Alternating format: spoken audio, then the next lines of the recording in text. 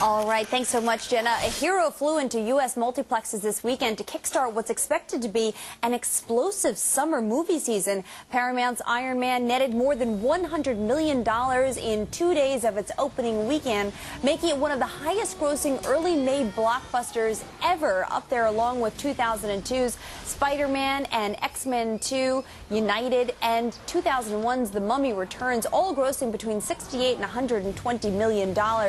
Iron Man is Marvel's first self-financed film, and the comic book dominated the competition, including newcomer Maid of Honor and already established comedies Baby Mama, Forgetting Sarah Marshall, and Harold and Kumar's Escape from Guantanamo Bay. With more is the man whose megaplexes are hosting Iron Man all over the country, David Brain. He's the CEO of Entertainment Properties Trust, which recently announced a positive second quarter, maintaining a sixth consecutive year of double-digit per share increases. Welcome, David.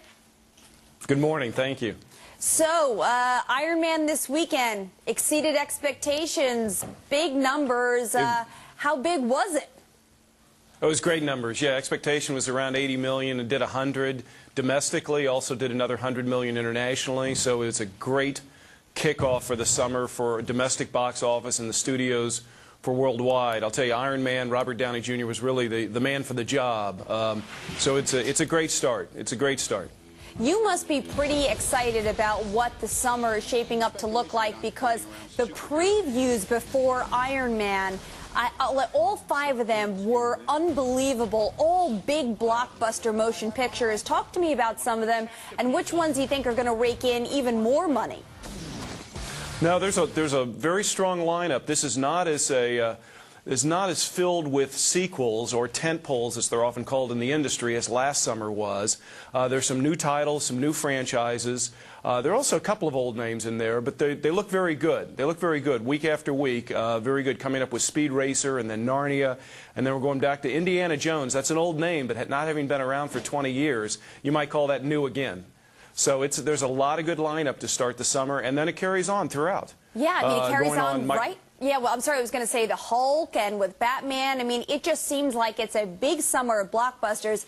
You know, David, I understand that the vast majority of ticket sales occur between May and the end of the summer, as many as 40% of ticket sales. Are you concerned at all that, you know, with a U.S. consumer who's definitely feeling the pinch between rising gasoline prices and food prices, that they may not show up as aggressively at the theaters?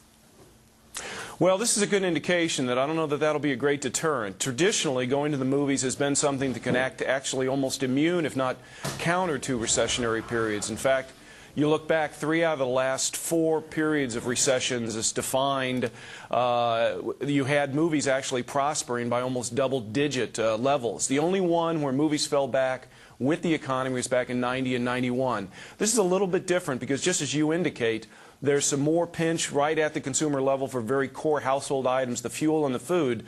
But look, this is a good indication, and most people go to the movies, you know, about within 5 miles of their home, so it's not really a gas price constrained thing.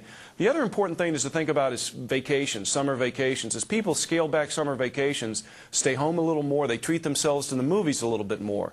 So might be a plus for the industry. That's what we're looking for. The only negative in the I guess equation right now we see is the highly contested presidential election, which sometimes draws off some attention to what might be the box office, because Hollywood just has a hard time getting enough airtime to promote their shows when the candidates are running a lot of ads.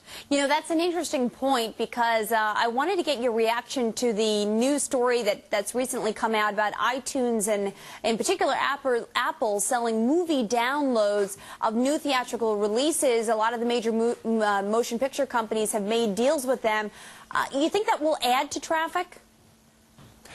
Well, I'll tell you what. There's been for 30 years, ever since the beginning, really, of the VHS, people have worried about home movie viewing or alternative channels hurting box office, and box office has continued to exhibit a 3 to 4% compound rate of increase, faster than population growth. People are even going to the movies more. So there's always a lot of talk about that. I see this 2.5-inch screen phenomenon just something that, like a lot of the other alternative channels, will just build interest in movies, will build more of a videophile nation as all the other channels have done, and people will want to go out to the big screen, to the first run release, the most comfortable venue to take in a movie as much as they ever have. And so first run will still get its share, and this will be good for the industry overall. All right, David, we'll leave it there. Thanks so much for joining us, and good luck on another great weekend. Thank you. Thank you for having me.